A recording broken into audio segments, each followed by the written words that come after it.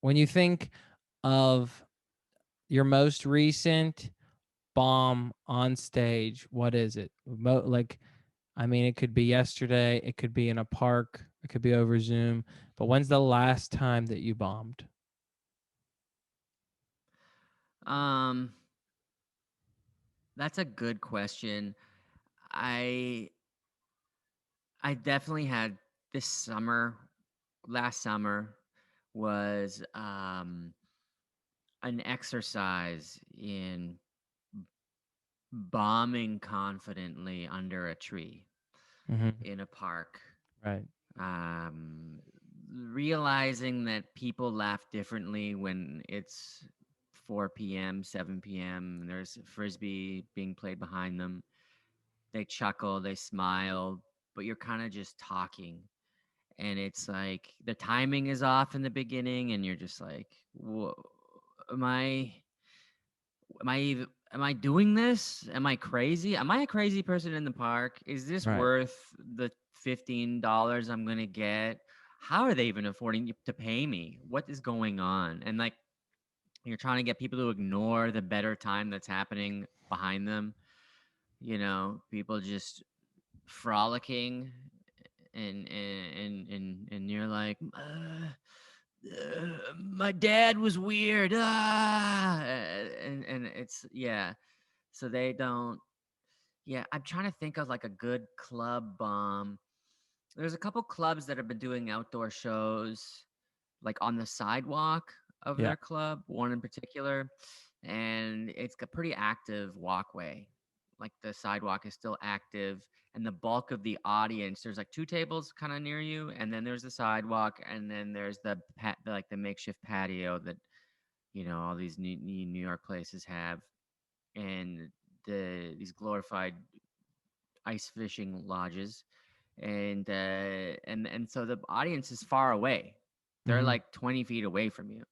And comedy works better when laughter is contagious and you're closer to the audience and everyone's close, and so everyone's spread out. And anyway, that's my excuse. And like I mean, we've and then behind you they have like an open bar area, and then behind that they have another show inside, and you're like kind of in these giant sliding delivery doors opening Yeah. to the sidewalk. So you've got like a noisy bar behind you, another comedy show behind that, which is also being ruined by the loud bar, and then people walking in front of you, like doing errands, Right. and then an audience behind that. And it's just really fucking tough. And you just have to like not show weakness. Like I haven't bombed this bad, this frequently in years. So I forgot that the muscle of just like not looking rattled Mhm. and continuing to talk like you're doing okay. Because the minute you're rattled, it just starts the bomb starts building on top of. They can sense weakness. They think you're unprofessional. They're like, why am I watching this loser? And they're right, by the way. When that starts, and so you just have to like stay in the pocket, act like they're wrong or you're doing okay. And half the time when you do that, people walk up and go, yeah, that audience was bad, but I liked you. Mhm. Right. Because they're like, oh, he was funny, it's just not a lot of people were laughing and he knows it. He's our leader. Yeah. Like that sort of muscle. Like if you're a confident speaker, people go, "Oh, he's some sort of authority figure," and if he believes that he's right, then he's right. Right, So right. And do you that feel like you're getting what you want out of that situation? Do you feel like you're working on anything or going home feeling like a better comic, or is it just, well, I have survived, you know? it's m- it's mostly I have survived feeling, but then you're like, well, I'm a lot tighter. I'm a lot more. you look back on it, you zoom out on a macro level, and you're like, oh, in this 2 months, I have, even though I've been, I'm not bombing every time, but every 1 out of 3, it's like a rough set. I'm like, okay, I have written like 6 minutes, 5 minutes in these 2 months, and I'm proud of it. And so something is happening. Right. I am taking these risks, and that's partially why I'm bombing a bit, because in these outdoor daylight, very distractive scenarios, there's not a very soft landing for new material. Right. Right. Right. There's not a very soft And landing so for it's good material and tested material, for good you material. know. Yeah, You exactly. know. I mean, that'll just, like, it's a crash landing, Right, right. either way. So yeah, I don't know. Yeah, the answer is yeah. You kind of like begrudgingly go yeah, and it's the best part is just like biking to a park, hanging out with your friends, waiting to go up, drinking a White Claw. Mhm. Mhm. You know, Yeah, I it like. it definitely the social aspect of comedy, I feel like has really grown high enough to Yeah, where it's okay that the shows are yeah, bad, you know, where yeah, it's like yeah, yeah. I can agree to this because it's essentially a cookout, where I'm going to have to Mm-hmm. work for about 5 minutes, in 5 to Mm-hmm. 10 minutes I will have to do something and then I will get to go back to a fun party. Uh Yeah. but Yep. rough Exactly. place to work on material. Like it's like you wouldn't do material, it's wild because there was probably a time in your career where you would not say yes to most outdoor shows, and here we are, Yeah.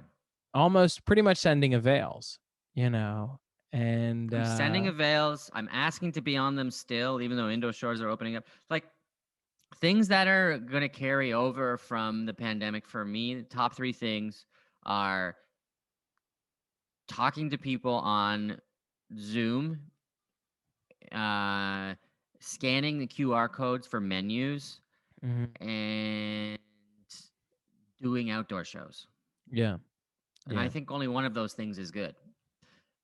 yeah, and it's because menus are so expensive to print. That'd be great if we could keep the QR I code. like the QR code. I don't bring my glasses out, Yeah, and I was like, I'm at an age where I was like having to like turn on the flashlight on my camera or on my phone and like putting it on the menu. And if I was really, like on a date with a younger woman, I would like have to surreptitiously do it when she went to the bathroom or something. right, Or now I scan it, comes on my phone, I whoop, zoom in all the way, I can see everything, yeah, and not at once, obviously. I can see about one word on the screen, but right. I gotta She's zoom like, you're around. panning a lot. You're really moving. You're panning. Yeah. Yeah. Well, I gotta see the prices, which are way over there because I'm zoomed in. Yeah. Right. Yeah. She's like, how long is this menu? Did they shoot the menu on panoramic? Yeah, you seem to have more of a sideways menu than me, sir. Well, I Yeah. knew it wasn't gonna work because she called me sir. Yeah. She's a little Right. young. Yeah. Yeah. Yeah. Exactly. Yeah. You brought up an interesting point where you haven't really bombed this much or do these odd of shows in a long time, and Yeah. those early years are so formative and also so um lacking of any knowledge of what is good and bad that you Yes. just consume bad shows. They're always there when you're first starting. Like, you're always there. They're still kind of there. But the thing about it, it's good to consume the bad shows in the beginning because it fortifies you. Right. Like, I remember when I first started comedy, I invited friends to like a bringer show, and there was only 20 people in the audience. Mm-hmm. And I was so embarrassed. And I was like, I'm not even going to do the show. 20 people? That's nothing. I had done like a handful of, I'd done like 5 uh, amateur nights in Canada, in Ottawa, like packed, and they're like, talking 200 people. So I'm like, every show is 200 people. Right. And the fact that there was only 20 people, already a small comedy club. Like right now, if Right. I went up in front of 20 people in a small comedy club, I'd be like, oh, good show. Yeah. Like a 100 Right. person comedy club with 20 people on a Wednesday, fine. I don't care. Yeah. Right. That I It, mean, dude, 20 people in a room is a show. yeah. And yeah, so it's like, and boy, oh boy, did I learn quickly. I remember within like 2 months, I was begging to do shows in front of 4 people. Right. Right. Right. Yes, because you get so desperate for stage time that you're like, I just Yeah. need to do this in front of anybody, you know. Mm-hmm. And do you remember any shows that sort of have stuck with you from earlier years where you sort of look back and like, God, what was I thinking? You know, or how, why did I say yes to this? Or don't get too cocky because this could always happen. You know, anything that sort of lingers. Yeah, yeah, just like barking to get stage time in the West Village at these like crappy comedy clubs that don't exist anymore, Mm-hmm. and just real tourist trap shit, and like me standing out there working 2 hours for 5 minutes of stage time and bombing. And then I remember there was this like the middle-aged black guy with his like 15, 16-year-old son. And I feel like he came a few times, and I think maybe his son wanted to get into comedy, and he was like, well, let's go look at, I'll go with you to the clubs and we'll whatever. He's like being a good, I don't know. And so the I just remember they were coming into the show, and he was like, you look familiar. I was standing outside, and I'm like, oh yeah? I got puffed up my chest, like, oh, so I got recognized. Right. He's like, yeah, are you Right. that tall Canadian guy? Because he was terrible. And I was like, no, it wasn't me. He's like, you sure? You look like you said you're from Canada, and I'm like, oh no, it wasn't me, man. It was obviously me. It's just yeah, there's just like embarrassing. You just put yourself out there so many times. It's so embarrassing. I mean, and yeah, I mean, the thing is you don't.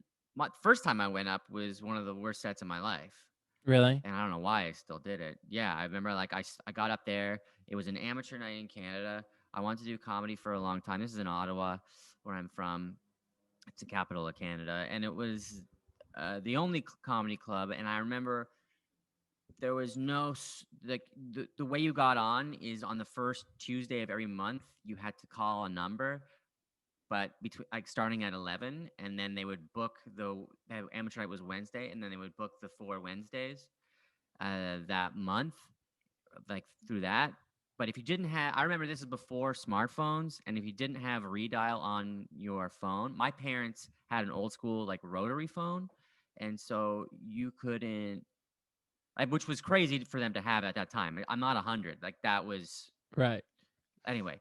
Anyway, so I for a year I couldn't get on because I didn't have a redial button, because you'd call be busy, so you'd have to hang up, call again, but it would like take a minute to call, and then but so I got an office job that summer and had a redial button. I just went redial, redial, redial, redial, redial, redial, redial until I got through. And I was like, and then I got a spot, and I was like, holy shit, I'm gonna do comedy. Oh my god, oh my god, oh my god, oh my god, oh my god. And I remember I had written like legal pads, like 10 pages of stand up, because I was thinking like if I write 10 pages of stand up, I could start my career with like half an hour of material, which Right. would be good. Right. Yeah. And yeah, it's just the dumbest thing. I remember Oh, I that is remember my such a mom that is also. oh God, that is such a Yeah. true feeling. Yeah. Oh my Yes, God. yes, yes. And then I remember I was living at home still. I was like 20, and my mom found it, and she said, I guess she read some of it, and she was like, Graham, you left your poetry in the basement. Oh, so she couldn't even see the No, punchlines that you no. thought were there. Yeah. Oh Yeah. my god. And then I went up and I had my first love, my first girlfriend, and she was like, we were super into each other. We are like 20, and and we spent all day, all night, every like in the summers. This was like in the summer, and she's like, "What are you doing Wednesday?" And I was like, "Nothing." She's like, "Doing nothing." I didn't want her to come. I didn't want anyone Right. I know to come. Yeah. And and she's like, "Oh yeah?" I was like, "Yeah, I'm just hanging out with my family." You know, I'm like a bad liar. Mhm. And then so Wednesday rolls around. I go to the comedy club. John Doerr is the host. He's from Ottawa. You know Wow. John Doerr? Yeah. It's pretty cool. And yeah, and John Doerr's like, he's just doing it probably 5 years at this time, Mhm. 4 years. He's like the star of Ottawa at this point. And he's like, all right, it's all right. It's okay. We're in the room. He's like kind of coaching all of us. He's like, it's okay if you want to pull out a piece of paper or something. You can look at your notes. I was like, oh, that's awesome. Really? Great, great, great. And then it's a packed audience. And it's like, everyone is college age. Everyone's like my age, which is the worst. Like Mhm. all of your peers are looking at you, Right. and a bunch of babes in there too. And I'm like, and I so I like I, it's my they call me on. First joke is like about how my dad's so hairy he doesn't need a sweater. You could just spray paint different like images using stencils on his hair each day. Mhm. It's just like I think that was the whole joke. I really Right. think that was like the setup and punch. And guess what? It didn't go over well. And Yeah. then so I'm like, "Ugh, okay. Everyone's just staring at me. Then I pull out this piece of paper. I remember John Doerr goes, you can read your piece of paper. So I pull it out and I unfold it like, and I'm shaking now, and the paper is like accentuating how much I'm shaking, and I'm just like, and I tell my second joke, and I don't remember what it was. That bombs also. Right now, it's like 2 minutes, 2.5 minutes in, and I just go, "Thank you very much," and I leave, and I go to the green room, and I'm like, oh fuck, fuck me, and I'm just like, thank God no one saw that. Thank God no one I know saw that, and I like leave, and I will leave the green room and walk out, and immediately in the back of the room, standing in the back of the room, I see my girlfriend with like a look on her face, like she just saw a homeless person get run over by a car or something. Right. Like she was shocked and mortified and disgust, like kind of like her mouth was just a gawk, and she was just you know she said it was fine. She said like, no, that's how I know that I love you because I still like you after seeing that. Oh my And god. yeah, Oh my god. within within 3 months, she was cheating on me. Yeah. Within With like 2 months, John? yeah, Was it did it with happen to be not with John? yeah, yeah. She yeah, he was just like he's like better looking, older. He's a better provider. Um, yeah, Dick was like a better size, Yeah. and I didn't need to know all that. Frankly, I didn't Right. need, Yeah. Yeah. you know.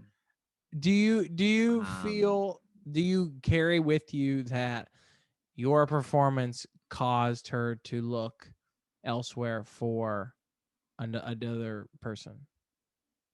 Not really, but I'm sure it didn't help. I Right. think that if I had crushed, imagine I crushed. Imagine Right. like if I didn't do comedy for like another year after that. Imagine I crushed and then I was like a weekly regular after that, and I think that would have been a nice like feather in my cap. Like I wasn't a very confident guy. I was still trying to. I'm a late bloomer. Mhm. I was like still trying to figure out what my personality was. am I a jock? Am I an artist? What the hell was my look? You know, I didn't have Right. a thing, Sure. and I thought that comedy would be my tribe, and it was, but it just took me a while to like meet the people, get in there, realize I mean, I thought about comedy every day. I liked it like more than other people. I liked it like music, Hmm. like how other people like music. But I think, yeah, if I had a thing, it would have helped. But I'm glad it didn't work out in the end, Right. obviously. Right. But Yeah. what if I married her because I crushed that night? That would suck. Yeah. That would be, you're not leaving Ottawa. That's probably what happens. You know, Right, right, right. you're still in Yeah, Ottawa, you know, and you may be running the yep. club. Um, Yeah, that's yeah. Hey, yeah. uh huh. That's crazy. So you did you know she was going to be there, and how did she know that you were going to be there? I did not know she was going to be there. She knew I was going to be there because I had talked in the past about wanting to try stand up. Okay. And I'm sure it was like weird for me to like not like be like I just don't want to hang out on Wednesday for no reason. I didn't come up with like a uncle's birthday. No, I had nothing. I was just like nope. Right, And right, I think right. she just probably called the comedy club and was like, "Is Graham K performing tonight?" Yeah. Wow. And That's then she wanted to like do a romantic thing and surprise me. oh my god. So she goes out on this limb, this gesture, Yeah, you know, yeah, and then sees this train wreck, and yes. oh my And her god. vagina closes up Right, right. For eternity. Yeah. Yeah. for It's just eternity. yeah. Oh my God. That's so after that year, so you take a year, are you thinking, well, I have made a mistake. Like I obviously this is not for me. Or did you know you were gonna do it No, again someday? I knew I was gonna do it again someday. I just needed like to do it. I just put things off a lot. Right, right, right. I'll Yeah. put stuff off for years. I mean, I'm not married. I don't have a kid. I'm like 39. You know, like, but I probably will get married and have a kid. Right. It just takes me a long time. Yeah, right. Yeah. Well, that's a real comics mentality of like Hmm. having to, it has to be at your front door, like calling you out for you to go do it. You know what I mean? It's really, Yeah, I feel like yeah. that comics are like, until it's almost affecting me in a negative way, I'm going to put this off, you know? Uh, Hmm. and Hmm. then I'll Hmm. address this. And that's sort of I kind of that's what how long I waited. I Right. literally waited for all of the like traveling, college, like college, then traveling, um, all the like no responsibility. Like I just ran out of stuff to do. Yep. That's It was funny. like I was staring at an office job or comedy, Right. and I was like, Right. I'm gonna be a waiter and do comedy. Yeah. Right. So Right. They're like, man, Graham's been real adventurous this last year. You're just trying to put things in yeah, front of doing comedy. It's like, yeah, I was. I we was have trying to put never a yeah. seen this side of him before. Wow. It's crazy. Uh, yeah, Uh, actually, that is, I go ahead. no, I was saying like I had like this like flyer in university for this guy to teach comedy. Yeah. And I looked at it every day and never went to his class or never hit him up or emailed him or anything. I looked at it every day for a year. Yeah. I was like, tomorrow I'll do it. Tomorrow Right. I'll do it. Yeah. Yeah, Nope. that's how I feel every day when I look at my notebook. It's like tomorrow I'm gonna get that Yeah. taken care of, you Yeah. know. Yeah. Yeah. Yep. Yeah. Yep. I I'm gonna took a fill you comedy up. I'm class. backlogged. Oh yeah, right. Oh, Yeah, did you? I'm Me gonna too. sit down. Yeah, did you really? Nice.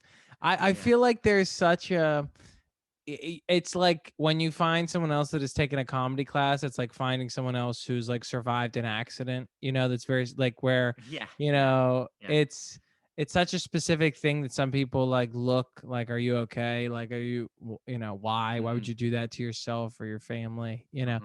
But what was your experience with the class? Did you like it? Did you think it helped? It helped me find a group of people, and it helped me understand the template of go to open mics. Um, and then through that, you can get book shows. If you want to perform in front of comedy club audiences right away, you can bark. And if you want to run a show, you can. This is how you can actually run a show. Yeah. Running a show for stage time and then trading spots is something I could have never thought of myself. Right. Right. There's no Yeah. way I would have ever come up with that idea myself.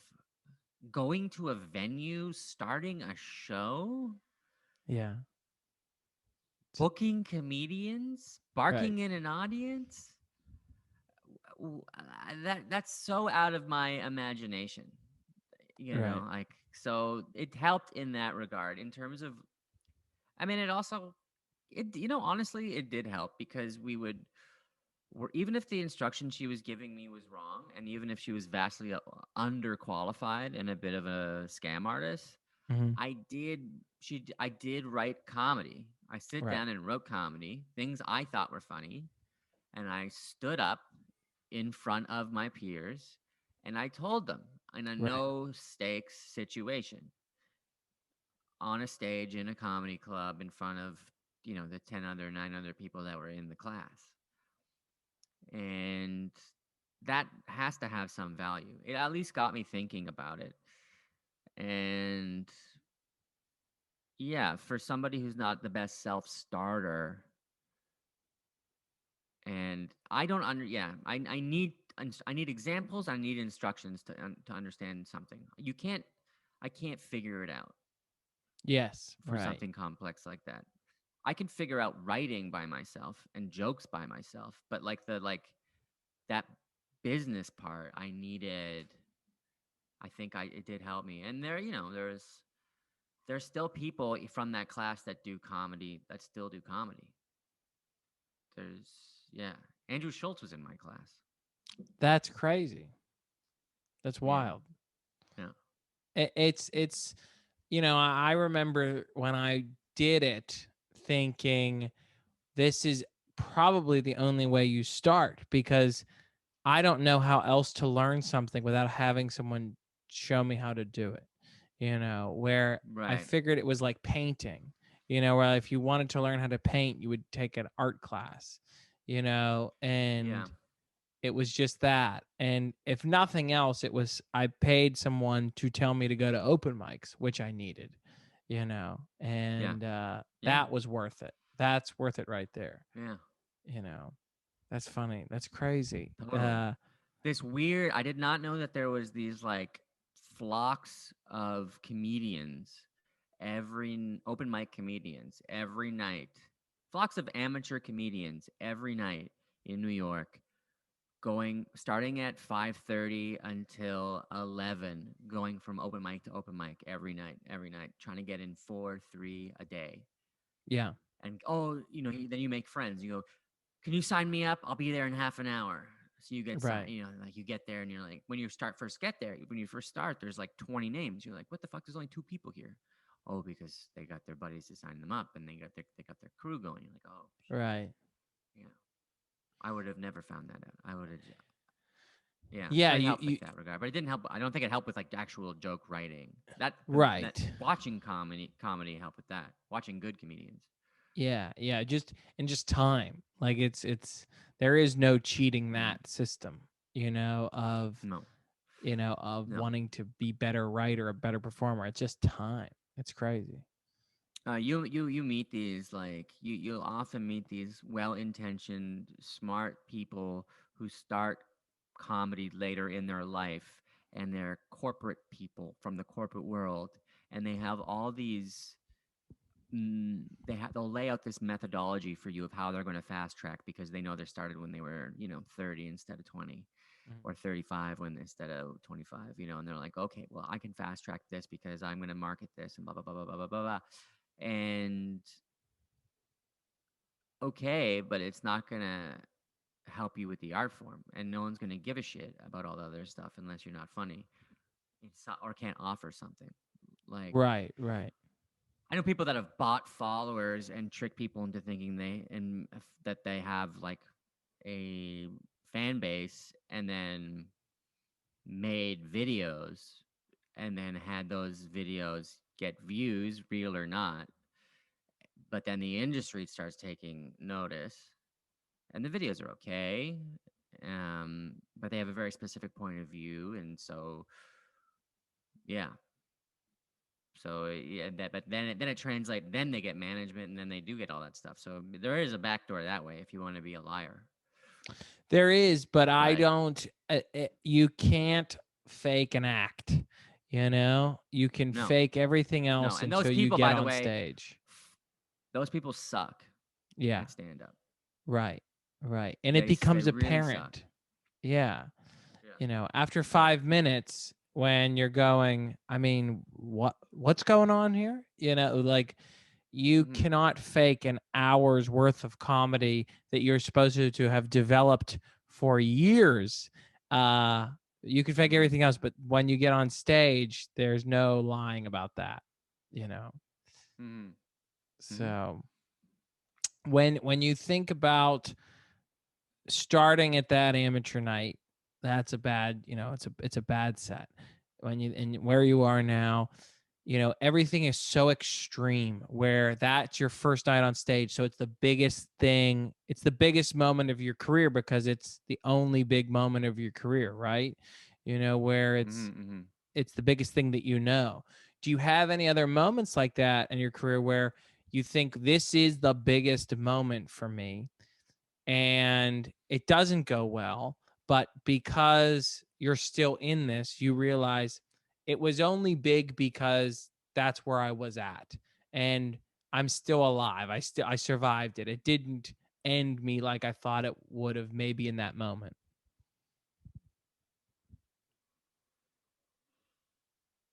Yeah, I think um there are like shows in the beginning where you're auditioning at a comedy club and it just goes okay or whatever. I mean, there I auditioned. I The most recent one I can think of is I was auditioning for the um the Comedy Store in LA, which is a hard audition to get. It's like one of the two biggest comedy clubs in America. That if you can, I always wanted to be passed at the Comedy Cellar and at the Store. East Coast, West Coast, I have the two best ones, and that's like a huge feather in your cap. There's like 50 comedians, 100, maybe 100 in the whole world that have both of those things. And um, so I was living in LA for 2 years, and I spent 2 years building up,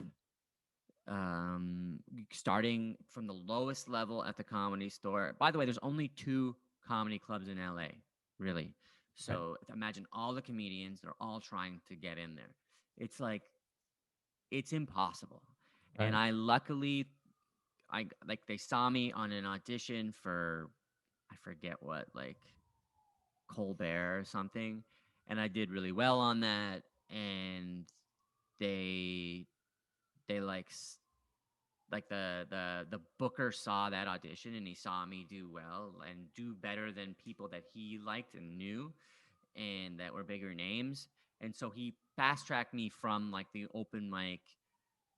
You have to know one of the doormen who sucks, but you have to like suck up to them even though they've been doing comedy 8 months Mhm. and you've been doing it a decade. And and then I went to like the like months of like the second stage where you show up early to like the thing that happens after the open mic, which is like a half open mic and a half real show. And you they put you on that.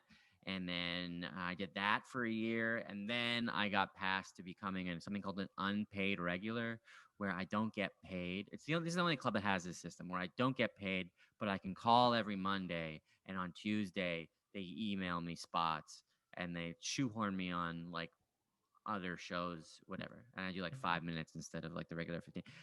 But that's a big deal in LA because the spots are hard to come by and people Right. see you at the comedy store. And I was like, oh, that's good. So I did that for a year and change.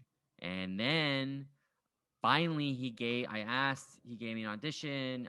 He turned me down. And then I asked again and he was like, yeah, you can get an audition. And I was like, I wanted my name written on that wall so badly because Yeah. it's a black building and it has white names written on it. I was like, man, I get my name on that wall. That's a huge fucking deal to me. I love history. I love Yeah. the whole thing about it. And and I'm like standing in like the wings, and it's like a half outdoor patio waiting to go on, and they do it what's it called, style where there's no host, shotgun style, where the Yeah. comedian Right. before you brings you up and you have to remember the comedian after you when you're up, so you bring them up. And the person before me was Joe Rogan. This is like 2 years ago, Holy 2.5 years God. ago. Yeah. And Joe Rogan, so I can hear Joe Rogan talking to the booker, and the booker goes up to him and goes, um, hey, it's Joe Rogan goes like, who is this? And he goes, you gotta bring up Graham K. He goes, who's that? And he goes, oh, it's the new guy we're doing auditions. He goes, why are you doing auditions? We already have too many people. And then Joe Rogan goes up and does like a long time, which it's his privilege. Fine. They want to see him. They don't want to see me. That's great. I don't care. He's working on new stuff, which is also his right to do. And it, and then he brought me up kind of like as an afterthought. I think he sort of mispronounced my name, and which is fine, whatever. It's still up to me. And I had like a whatever set Mm-hmm. in front of like I had this little riff at the beginning. I thought I was gonna get him on my side, show him in the room, kind of like thank God. It was something stupid that I kind of hacky, something I would do when I was younger. I don't know why I said it, but I was like, "Oh, I bet you're happy to see you're finally glad this guy's here and that famous guy's gone," or something like that.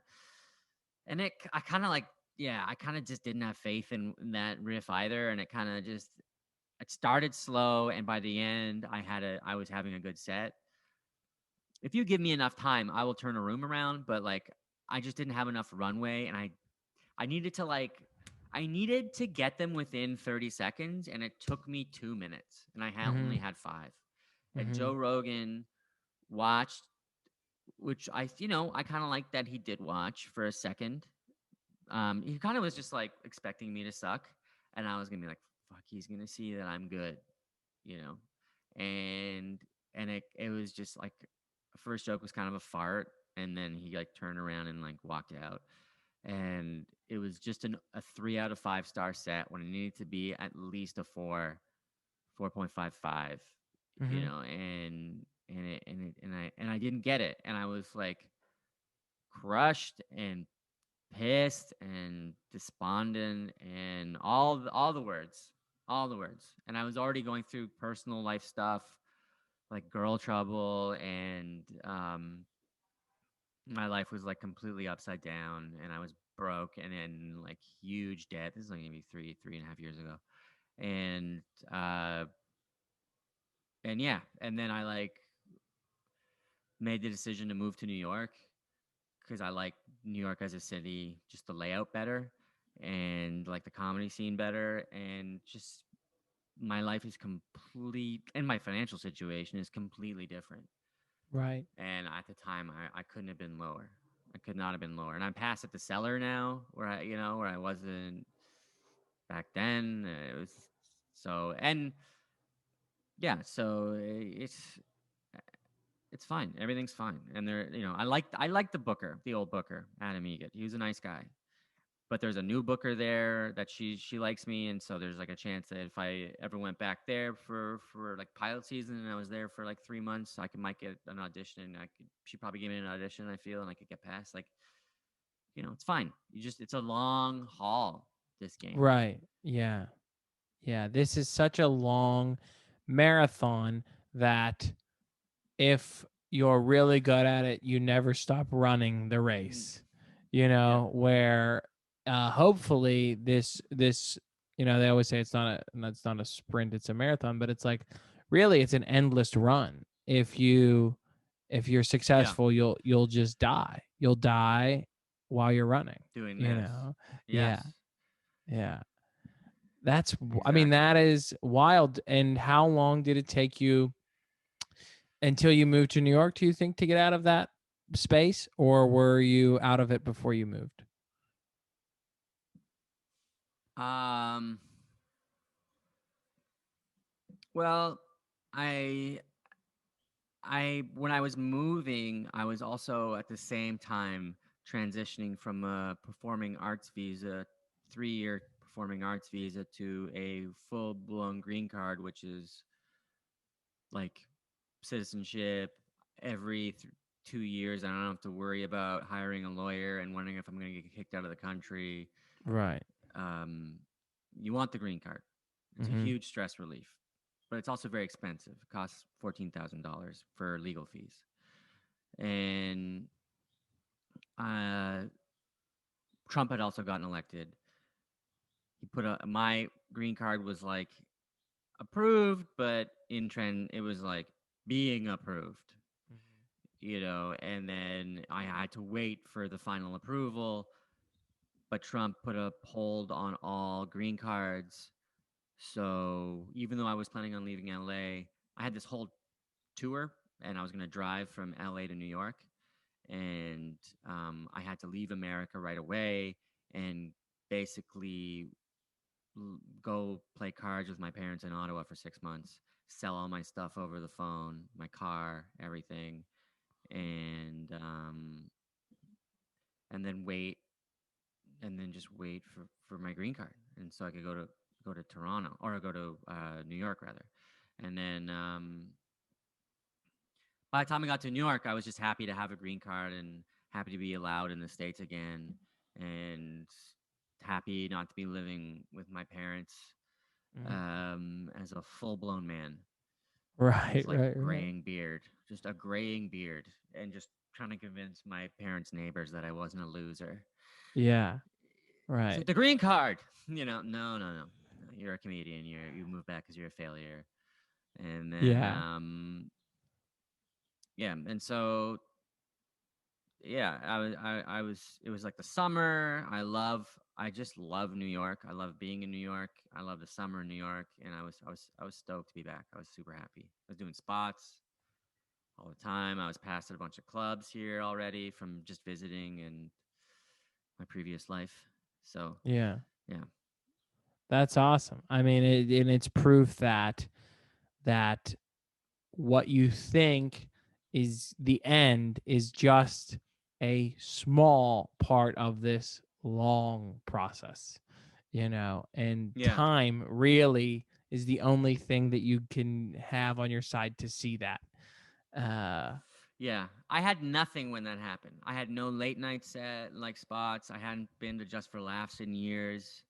I like literally had nothing, and that name on that wall meant everything to me. I just right. wanted people to know that I was here.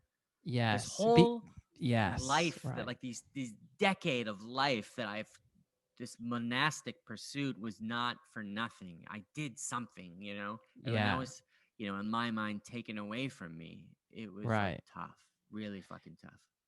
Because it's not just being passed there, it's being passed in a grander scale, that everything you are doing is worth it. Like Yeah, it's like it's not as simple as going to get the white paint and the guy that does the cursive letters. It's like this is yeah, proof that my identity means something, yes, like who I have chosen yes, to be. Yeah.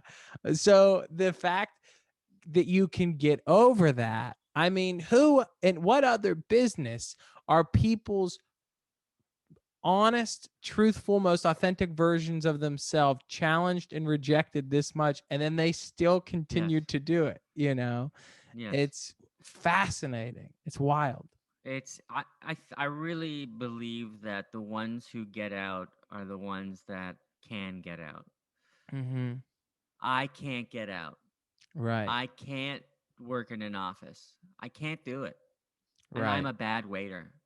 Yeah. I I I I really, not only is my resume out of date for being working my last office job, the lady beside me got a BlackBerry and we all crowded around. Wow. Like It's what the been fuck it's been am a my while. what the fuck am I Yeah. gonna say? Yeah. Yeah. And so we had audio Skype. I remember there was one computer that had audio Skype when we wanted to call like the Middle East. And we all got on that and we were like, whoa, no fees. You Oh know, my so god. not Yeah. only am I out of my resume out of touch, it's I also was bad at that job. Like Mhm. I'm really bad. I don't understand instructions, but I think I do. So I do the wrong thing every time. I Right. won't even ask a question because I'm like, got it. But it's like I'm doing B when they ask for A. Right. Right. Right. And so I need to do something where I create a job because there's no other. So yeah, it's I don't feel stuck. I love what I do. I love my life day to day.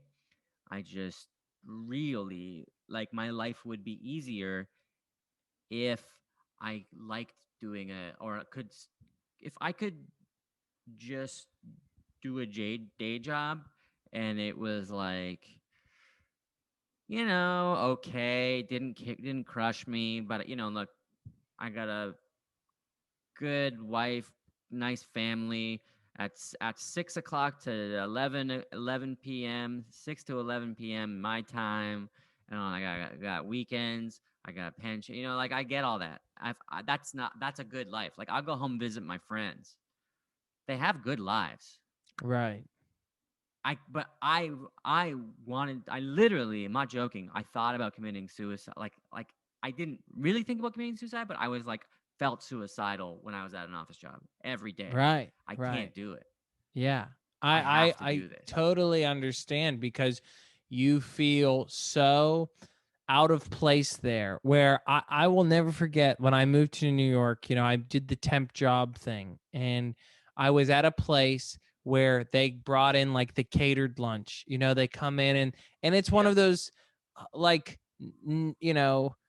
Google places where there's not cubicles, it's all these different seating arrangements and there's a rec room and there's and I'm walking around here thinking, is this what I should be doing? Should I be actually chasing something like this? Because these people look like they're very well taken care of.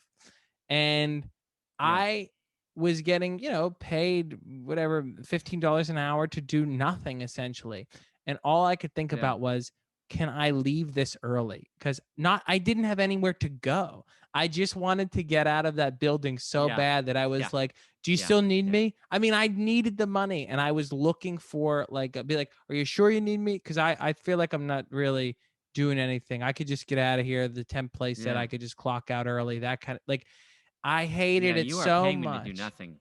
Right. Yeah. I was trying to convince them Yeah, that they should not bring me back yeah, the next day, where it yeah, was like, I yeah, think this is a two-man operation. I think I should get out of here, and yeah, yeah, yeah, yeah, because but you do look around and you go, where are you? Like, I think if I was in this for 10 years, my only escape, I would have to be my only exit, because Mhm. I couldn't do this. I couldn't do this.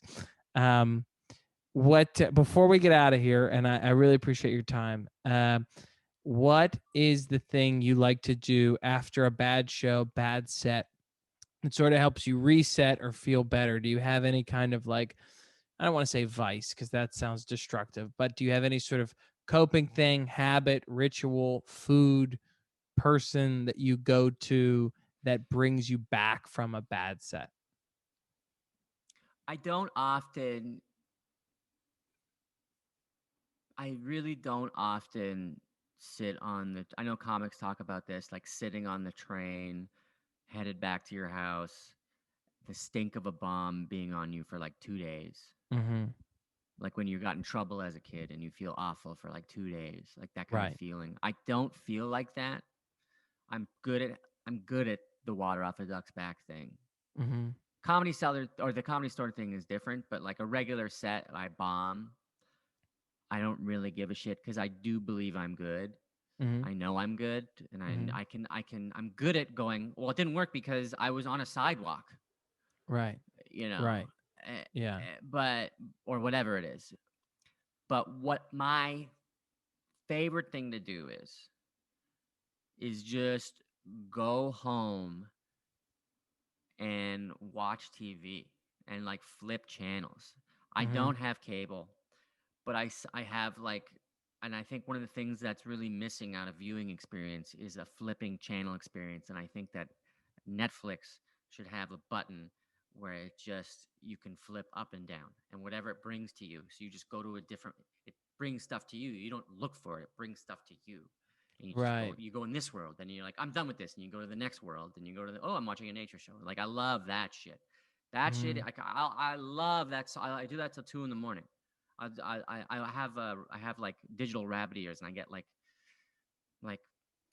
13 channels. I just Right. maybe I'll smoke a little bit of weed. Like if I'm like I'll smoke. I have weed at my house like for guests mostly, and I but I'll sometimes I'll dip into it like once a month and just like go up and down. And it's the best thing in the world. A spoonful of peanut butter. Oh baby. Look out. And Yeah. then I mean after like a stressful set where like say it was like an audition or say it was like a late night audition or whatever. I love going to a bar and getting a shot of whiskey and a beer. I love that so much. But Yeah. before we go, I should tell you my worst bomb ever. Please. Um, yeah, I was when I was starting out, I was basically started in New York as a I stayed in New York as a tourist for 5 years doing comedy. Mm-hmm. And working under the table at restaurant jobs. Anyway, so I went to Harlem, and they this place called or Mocha Lounge, and it's the booker. I've done shows with him before, and black shows are good shows to do when you first start comedy, especially if you're white, because it teaches you um, to just to like get to the joke, be funny, be funny. Right. Stop trying. Don't be pretentious. Be funny. And also, they pay you. They pay you before everybody else. And the comedy clubs weren't paying me. Black shows will pay you. And so this the booker called Smokey. Smokey was like he liked me, and he invited me to his birthday once. And talks like this. And then Smokey invited he I was doing the Mocha Lounge, and it's shaped long like a skateboard, and like the the bar is shaped like a skateboard, and the stage is in like one corner, right? And the entrance is in the exact opposite part, and it's packed, standing room only. And I got up there.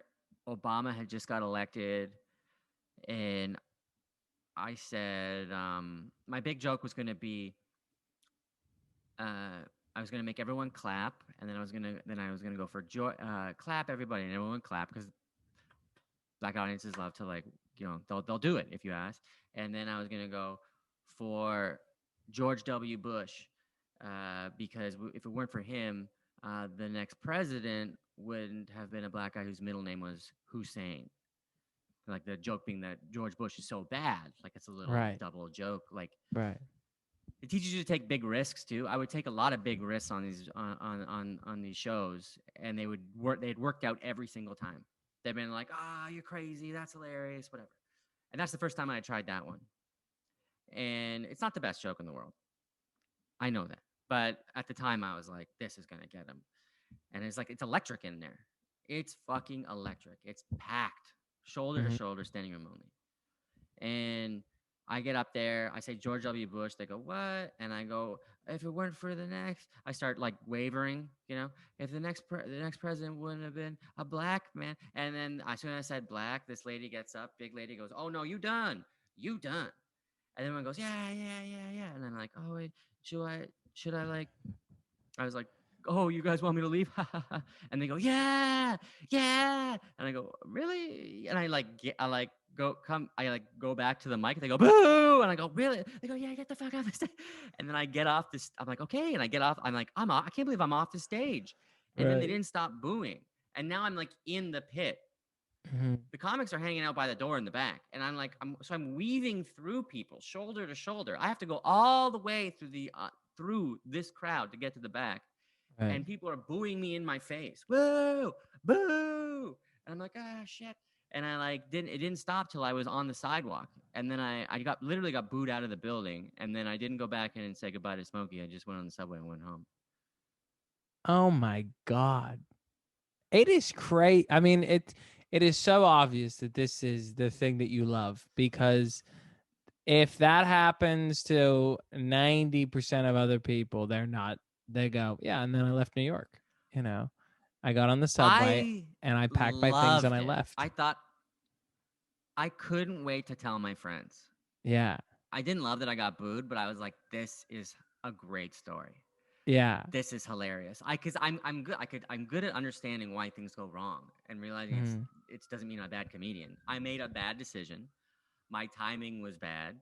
I didn't read the room properly. I got too Mhm. cocky because I flowed too close to the sun. I had taken big risks before with like black rooms, and I love making them laugh. Because Yeah. when it pops when those rooms, white people they clap and they laugh. Black people will get up and dance if they like something, Right. and it's Right. just that energy. I wanted it, and Yeah. so I was like, oh, this is gonna get them. This is gonna they're gonna love this.